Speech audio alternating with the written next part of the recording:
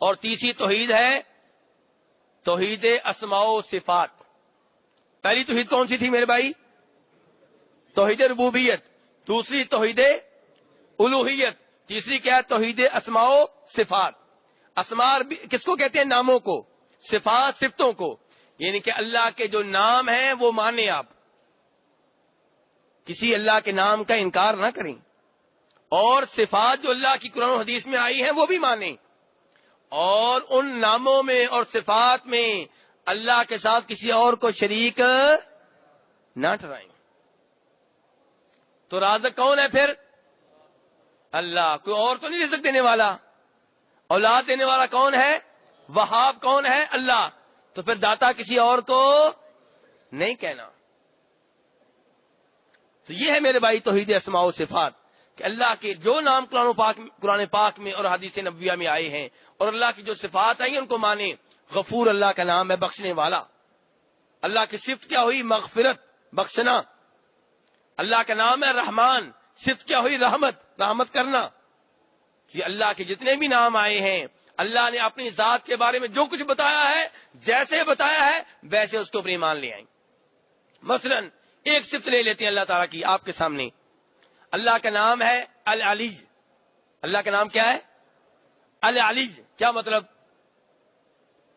بلند و بالا ذات. العلی کا معنی کیا ہے؟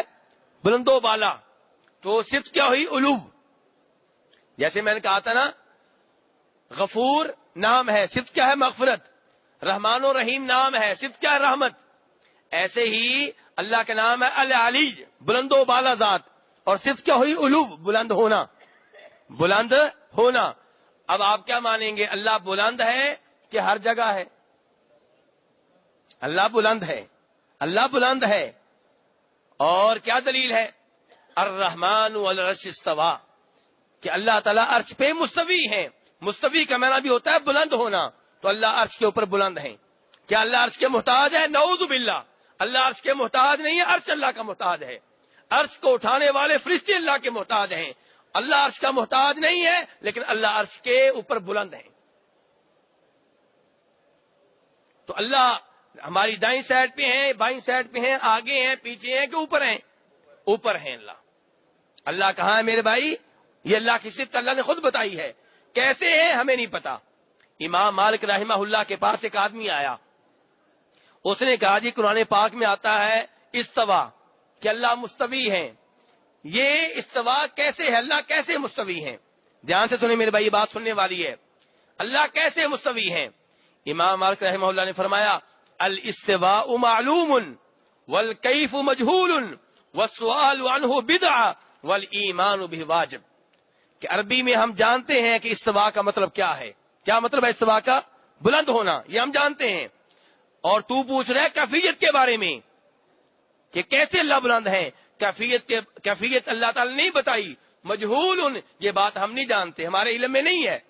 والسؤال عنہ بدعۃ، جب اللہ نے اپنے بلند ہونے کی کیفیت نہیں بتائی اس کے بارے میں سوال کرنا، اس کو جاننے کی کوشش کرنا بدعۃ، یہ بدعت ہے. والایمان بہ واجب، لیکن یہ ماننا پڑے گا کہ اللہ بلند ہے. ایسی اللہ کی ساری صفات ہے میرے بھائی. آپ اردو کے کئی قرآن پاک اٹھائیں گے، استوا کے نیچے معنی لکھا ہوگا اللہ عرش پہ غالب آ گئے. یہ تعویل ہے، یہ تحریف ہے، تبدیلی ہے، یہ غلط معنی کیا گیا ہے. وہ کہتے ہیں نہیں جی یہ کیسے ہم مان لیں کہ اللہ اوپر ہیں. عقلی دلیلیں ایسی لائیں گے کہ عام آدمی ان سے متاثر ہو جائے گا. نہیں میرے بھائی، ایسے لوگوں کی باتوں میں نہیں آنا. ہم کہیں گے اللہ اپنے بارے میں بہتر جانتے ہیں، اللہ نے جو بتا دیا صحیح بتا دیا. اور جب آپ نے یہ مان لیا کہ اللہ اوپر ہیں تو اس سے اس عقیدے کا رد ہو گیا جو عقیدہ عام طور پہ لوگوں میں پھیلا ہوا ہے. وہ کیا ہے؟ عقیدہ وحدت الوجود. کیا کہتے ہیں جی؟ اللہ ہر وجود کے اندر ہیں، اللہ ہر ایک کے اندر ہے. نعوذ باللہ. اللہ مرد کے اندر بھی، عورت کے اندر بھی. نعوذ باللہ. اس آدمی کے اندر بھی اللہ تعالیٰ جو باتھ روم میں ہے. نعوذ باللہ. یہ میں نہیں کہہ رہا، یہ میں آپ کو بیان کر رہا ہوں کتنا غلط عقیدہ ہے. اگر آپ یہ عقیدہ اپناتے ہیں وحدت الوجود، کتنا اس کے غلط نتائج برآمد ہوتے ہیں میں وہ بتانا چاہ رہا ہوں تاکہ آپ اس عقیدے سے توبہ طیب ہو جائیں. جب فرعون کی عبادت ہو رہی تھی تو ان کے نزدیک تو فرعون کے اندر اللہ ہے، تو پھر وہ اللہ کی عبادت ہو رہی تھی، شرک نہ ہوا.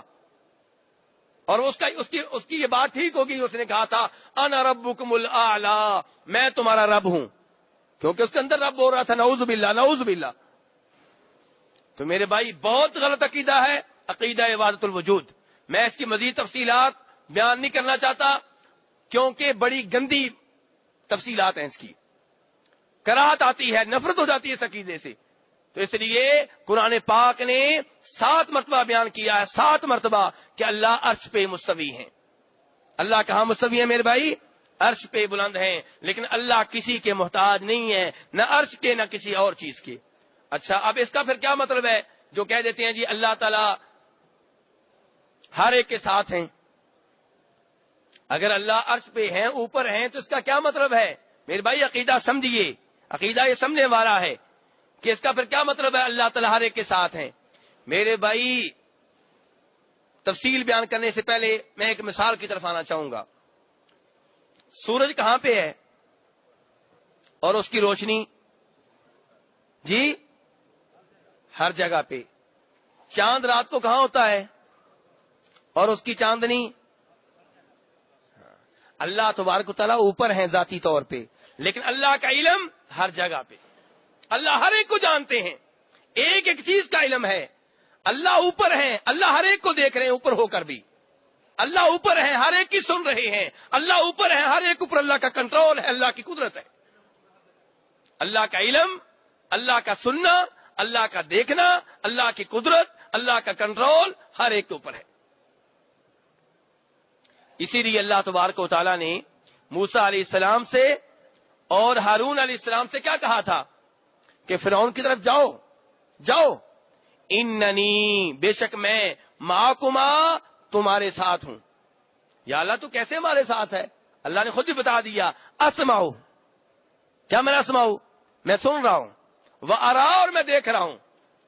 تو اللہ کیسے ہیں ہمارے ساتھ کہ اللہ سنتے ہیں، اللہ دیکھتے ہیں، اللہ کا کنٹرول ہے، اللہ کا علم ہمارے ساتھ ہے، اللہ کی صفات ہمارے ساتھ ہیں. لیکن ذاتی طور پہ اللہ کہاں ہے؟ عرش پہ مستوی ہیں.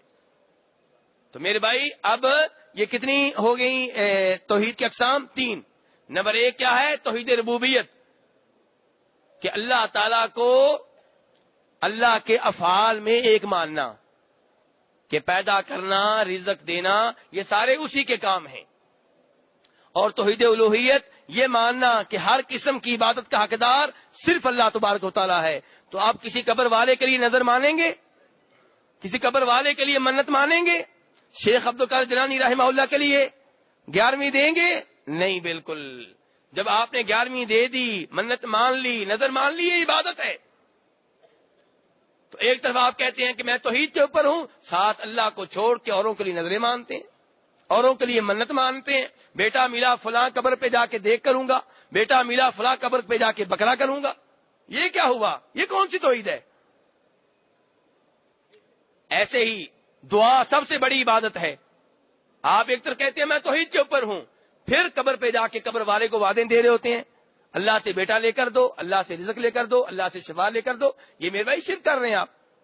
اور توحید اسماء و صفات میں کیا ہے کہ کئی لوگ اللہ کے ناموں کو ماننے سے انکار کر دیتے ہیں، کہتے ہیں ہماری عقل نہیں مانتی. تیری عقل نہیں مانتی، نہ مانے، ہمیں کیا لگے تیری عقل سے؟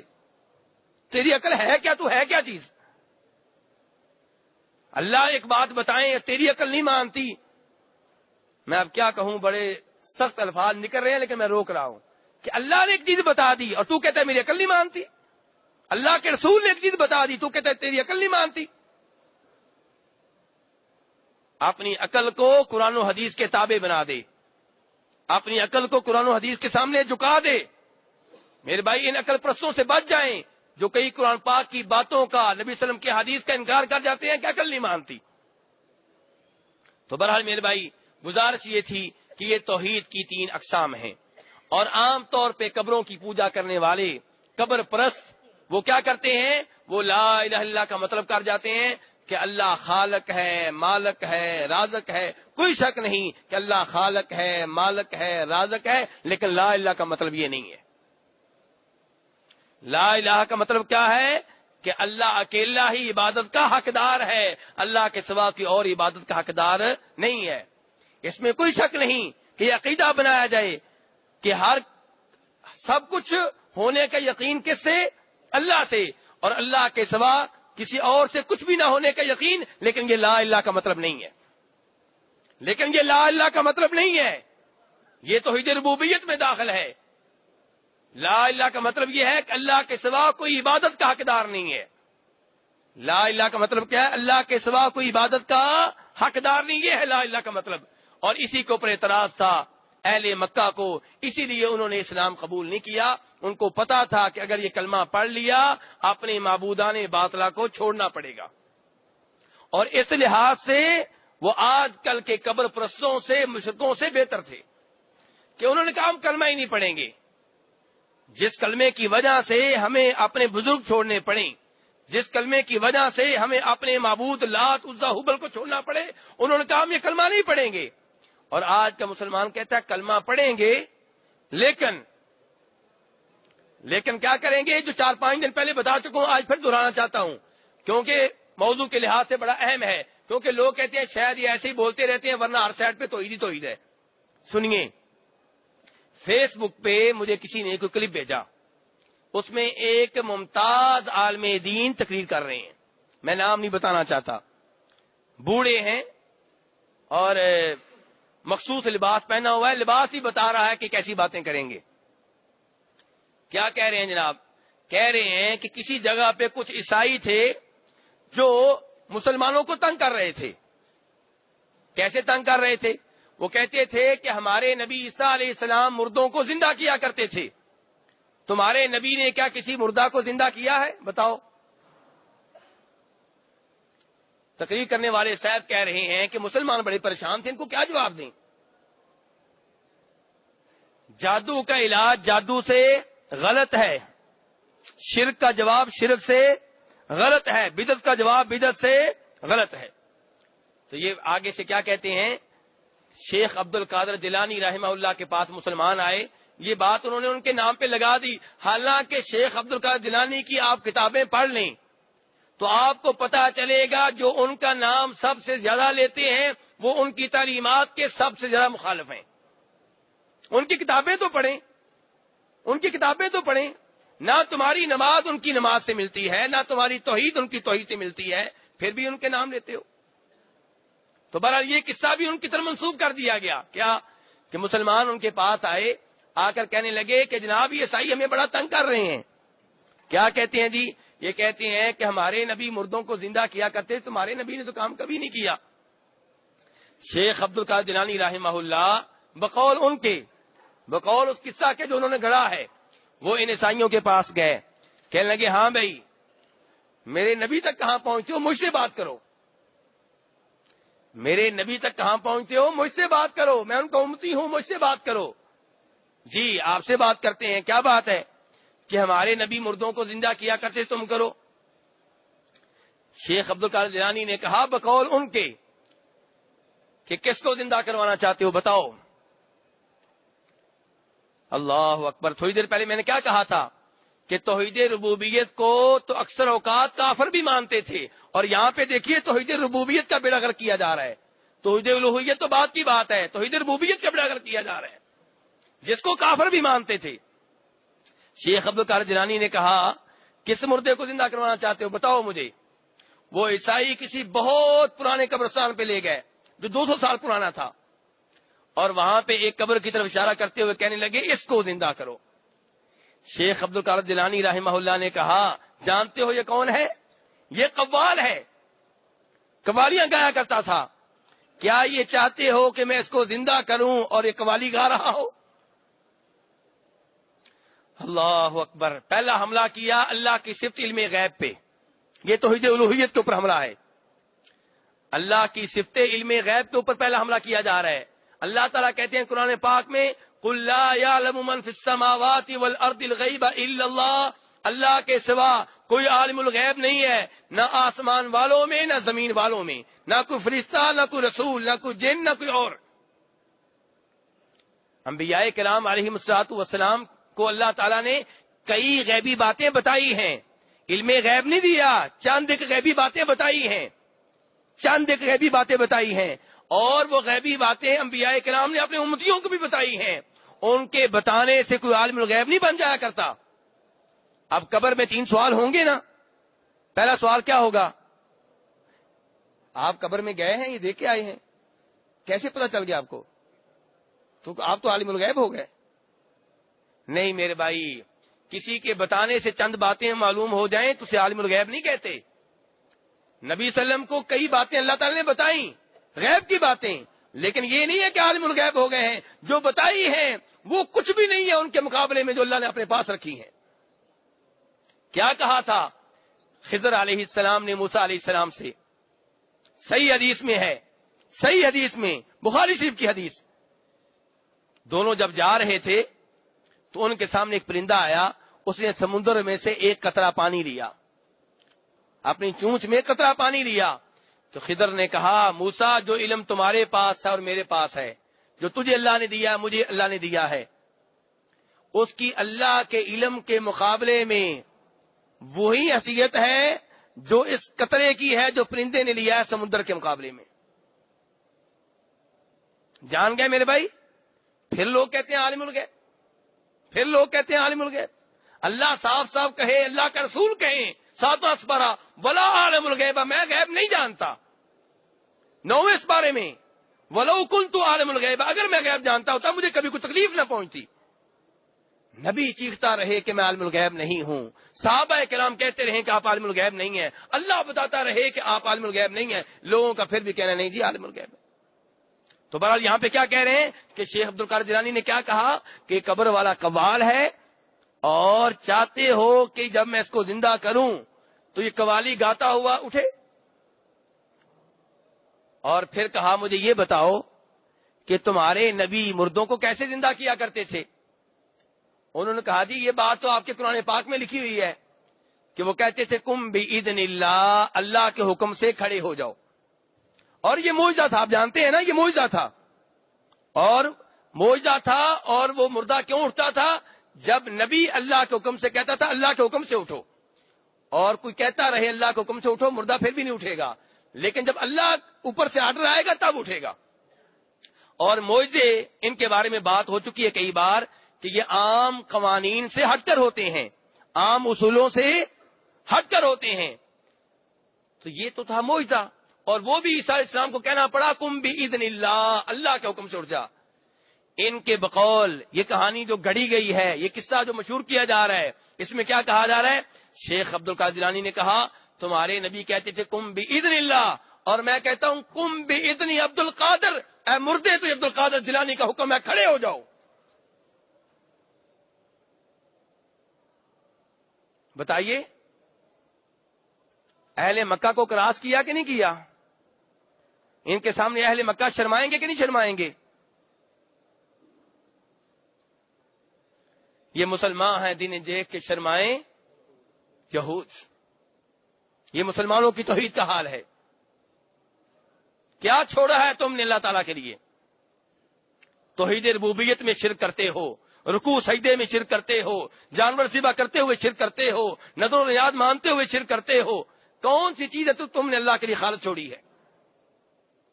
طواف بھی تم نے شروع کر رکھے ہیں مختلف جگہوں کے اوپر، بیت اللہ بھی تم نے بنا رکھے ہیں، کعبے بھی تم نے بنا رکھے ہیں، تم نے چھوڑا کیا ہے؟ اور اب تو انٹرنیٹ کا زمانہ ہے، اب تو انکار بھی نہیں کر سکتے.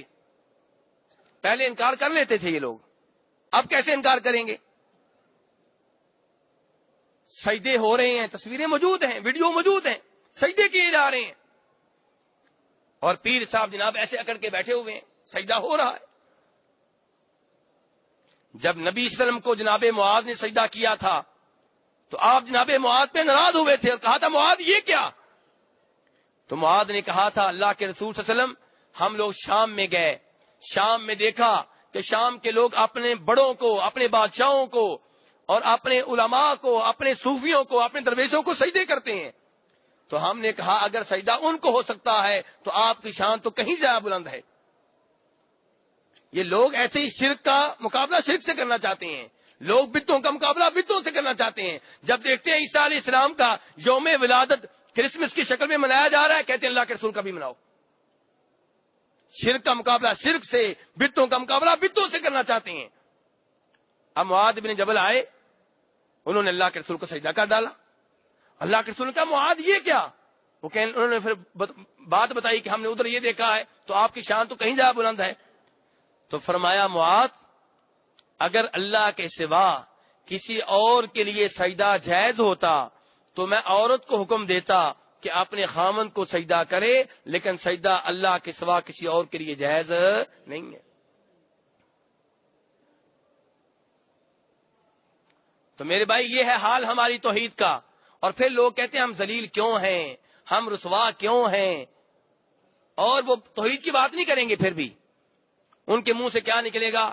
بھی اگر ہم غالب آنا چاہتے ہیں تو سائنس میں ترقی کریں، جہاز بنائیں، ٹیکنالوجی، وہ یہ۔ میرے بھائی یہ سب ٹھیک ہے، میں اس کا انکاری نہیں ہوں، میں دنیا کی ترقی کا انکاری نہیں ہوں، لیکن پہلے اپنا دین ٹھیک کریں، پہلے اپنی توحید ٹھیک کریں، پہلے شرک و بدعات سے توبہ طیب ہو جائیں، ورنہ آپ کے اوپر وہ آیت فٹ آئے گی جو اللہ نے کافروں کے لیے پڑھی ہے، کہی ہے یعلمون ظاہرا من الحیات الدنیا وہم عن الآخرۃ ہم غافلون، کہ ان کو دنیا کی باتوں کا علم ہے، دنیا کی سائنس کا علم ہے، دنیا کے ان کے پاس معلومات ہیں، لیکن آخرت کے علم کا ان کے پاس کوئی عطا پتہ نہیں ہے۔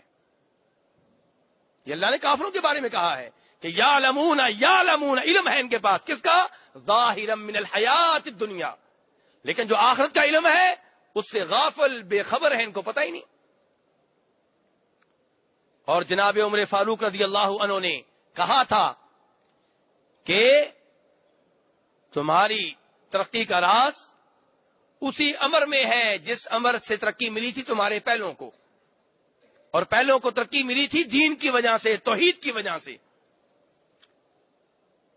جب یہاں پہ جس ملک میں آپ بیٹھے ہوئے ہیں یہاں پہ توحید آئی، اللہ نے پیٹرول نکال دیا، ورنہ یہاں پہ جو فقر تھا، جو مسکینی تھی، اس کے بارے میں آپ سوال نہ کریں، بہت برا حال تھا۔ لیکن جب توحید آئی اللہ کی نعمتیں نازل ہونے لگیں۔